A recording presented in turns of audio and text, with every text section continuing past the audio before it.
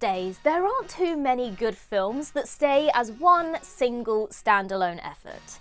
As soon as there is any sort of success, whether critically or commercially, a sequel or possibly more are greenlit. This isn't inherently bad, but there is something of a stigma around subsequent follow-ups, and how they rarely capture the magic of the original. This is particularly true for franchises that barrel towards a number of entries in the double digits, or those that have seen multiple reboots and remakes, often within the space of just a few short years. However, no matter how tired certain film series are perceived to be, they can never be counted out. There is always the potential to reignite that spark that had audiences fall in love in the first place. Some franchises have had to wait decades for these moments, but have now finally been given a reason to believe there may be a bright future ahead. So with that in mind, I'm Ellie for What Culture, and these are 10 recent movies that reignited a dying franchise. Number 10, Prey. Predator is one of the most iconic action movies from one of the most iconic action stars, but for 35 years, this was the sole good outing in the entire franchise. 3 sequels followed over the years in Predator 2, Predators and The Predator, as well as the ill-fated Alien vs Predator crossovers, and none of them came even close to the original. They didn't just fall short, they fell well short. However, the fortunes of the franchise turned around well and truly with the release of Dan Trachtenberg's Prey. The 5th film in the series took things back to its roots. There were no gang wars in LA, no outer space battle worlds, and no government conspiracies. Just the hunter and the hunted out in nature, the line between them blurring which is which. Predator Killer of Killers has already released in 2025 to incredibly positive reviews,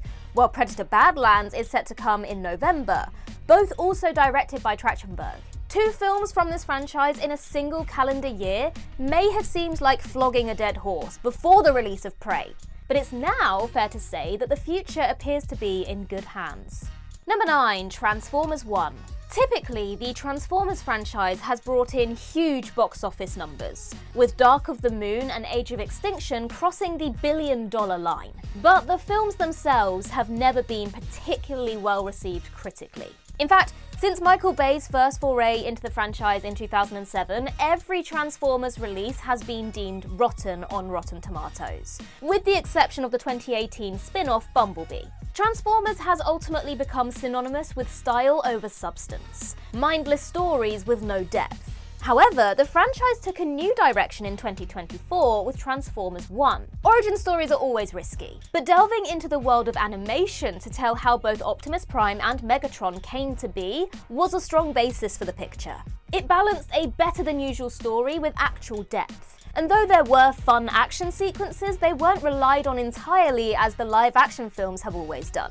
Ironically, Transformers 1 is the lowest grossing in the franchise by far, though also produced on the lowest budget. But it's easily the best one. More of this is needed. And with the movie ending on a relatively open note, this new branch of the franchise could literally go anywhere. Number 8, Teenage Mutant Ninja Turtles: Mutant Mayhem. Megan Fox isn't the only thing that both Transformers and Teenage Mutant Ninja Turtles have in common. Both franchises have also found themselves in desperate need of a new cinematic direction, and both have recently found it. The former turned to animation in the form of Transformers 1, while the latter also went down the animation route with Mutant Mayhem, particularly when compared to the 2 most recent entries in the Teenage Mutant Ninja Turtle portfolio, Teenage Mutant Ninja Turtles from 2014 and Out of the Shadows from 2016, Mutant Mayhem was a welcome and joyous breath of fresh air. The cast, boasting the likes of Jackie Chan, Ayo Edebiri, Seth Rogen, John Cena, Ice Cube, Maya Rudolph, Rose Byrne, Giancarlo Esposito, and Paul Rudd, brought an insane level of star power to support the 4 youngsters who brought the titular turtles to life. The core 4 characters absolutely shone, and paired with a unique and stunningly beautiful animation style, as well as a fun story that didn't take itself too seriously, the film became a hit. Unsurprisingly, a sequel was quickly greenlit, with Shredder set to be introduced. Mutant Mayhem 2 may have just been delayed for a year, but this will not hamper the anticipation and excitement for the next installment in the invigorated franchise. Number 7, Saw X. When a franchise has been going on for as long as Saw has, things are bound to get a little stale and predictable, particularly at the rate the Saw movies came out, with a film a year from 2004 to 2010, and the quality declining rapidly. There was an attempt at a shake-up with both Jigsaw in 2017 and Spiral from the Book of Saw in 2021, but neither sparked anything new in the franchise. There was nothing to be truly excited about with those two, but Saw X was different. There was no real reason for audiences to believe that this would represent a turning point for the 20-year-old franchise. Rarely is the 10th installment in a series anywhere near the best, and prequels tend to be hit and miss at the best of times. However, bringing back Tobin Bell and returning to John Kramer's story after the events of the first film was just what was needed. This allowed for a deeper story and exploration of both Kramer and Amanda Young. Though plans for Saw 11 may have stalled recently, there can be little doubt that a follow-up will be coming at some point, most likely continuing what Saw X started in fleshing out its characters rather than relying solely on gruesome traps. Number 6. Final Destination Bloodlines. Like some of even the very best horror movie series, Final Destination found itself waning after the release of too many sequels. The initial chapter of the story from 2000 was tense, unique, and fun in a weird kind of way, but the decline kicked in quickly. 11 years later came the 4th sequel, and seemingly the end of the line. This was the accepted school of thought for over a decade, until Final Destination Bloodlines was released in 2025, and smashed every other entry in the series out of the water. In terms of critical response, Bloodlines has easily been the most well-received, even more so than the original, which is not something many franchises' 6th film can boast. In terms of box office gross, it has shot right to the top of the list, taking in $259 million, which is over $70 million more than the previous franchise high, The Final Destination. At any time over the last decade and a half, there wouldn't have been many who gave a Final Destination rebirth a chance. But now it seems impossible to think that there won't be more entries on the way. Number 5. Inside Out 2. Over the years, Disney Pixar has set itself an incredibly high standard, something that unfortunately has struggled to be met over the last few years. Since Toy Story 4, the likes of Onward, Soul, Turning Red, Lightyear and Elemental have not been without merit, but have fallen below expectations. This goes in terms of both critical reception and box office figures. Now, of course, many of these were hampered by the pandemic and straight to Disney Plus releases. But even Elemental brought in less than $500 million on a reported budget of approximately $200 million.